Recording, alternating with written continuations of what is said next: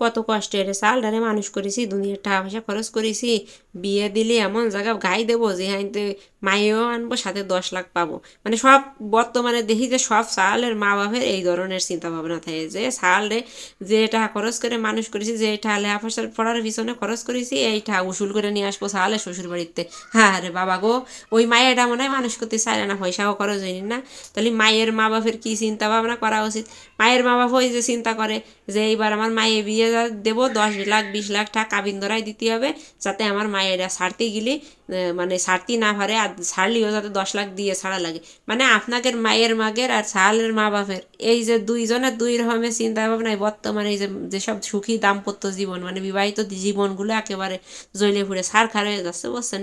বেশিরভাগই কিন্তু এই যে আমাকে সমাজে যে তালাকের যেসব কারণ, যে তালাক টালাক হয়, এইসব কিন্তু বেশিরভাগই এইসব অশান্তির কারণেই হয়। কারণ আপনাদের বিয়ে দেওয়ার আগেতে বিয়ে আসছে আল্লাহর একটা মানে নবীর একটা সুন্নাত, আল্লাহ তারে কত সহজ করে দিয়েছে, আর আপনারা এরে নিয়ত এমন করেন, মানে ওই যে কয় না নিয়তে বরকত হয়, আপনাদের নিয়তই আছে এক পক্ষের নিয়ত থাকে আছে যে সাল মানে সাল খরচ যা খরচ করছি সাল মানুষ করতে সব ওই যে বাপের বাড়িতে নিয়ে আসতে হবে, মায়ের বাপের বাড়িতে। আর মায়ের মা বাপের নিয়ত থাকে যে একদম কাবিনেরটা একদম 10 লাখ 20 লাখ বানতে হবে। এই দুইজনের এইসব নিয়তের জ্বালায় আজকে মানে বিবাহ মানে বিয়েগুলো একটুও বরকতময় হয় না, আল্লাহর রহমত থাকে না। তারপরে বিয়ের কয় মাস পরেরতেই শুরু হয়ে যায় কিরি ক্যাসকেসি, ঠিক আছে? শুরু হয়ে যায় একসময় এই ক্যাসকেসি যায় তালাক পর্যন্ত একেবারে গড়ায় যায়। আপনারা যদি আজকে আল্লাহ কি বলিছে, নবী কি, বিয়ের শাদির কি সুন্নাত, এইসব রীতিনীতি মাইনে যদি আজকে সাল মেয়ের বিয়ে শাদি দিতেন, তাহলে দেখতেন যে এই বিয়ে শাদি কত রহমত কত বরকতময় হতো। তা তো করবেন না।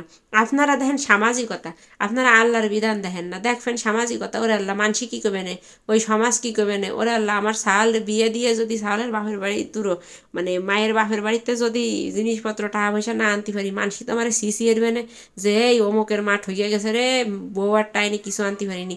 আর এদিকে মায়ের মা বাপ চিন্তা রে কি আমার মায়ে একটা কাবিনি দেবো 10 লাখ 15 লাখ, মানুষের কাছে বড় গলায় রে কব ও 15 লাখ আমার মায়ের কাবিনি ছাইড়ে দেখুক জামাই, আমার মায়ের ছাড়তেই পারবে না, ছাড়তে কি লাগে 15 লাখ দিয়ে দেওয়া লাগবে না, আমার মায়ের ভবিষ্যৎ পুরো কমপ্লিট।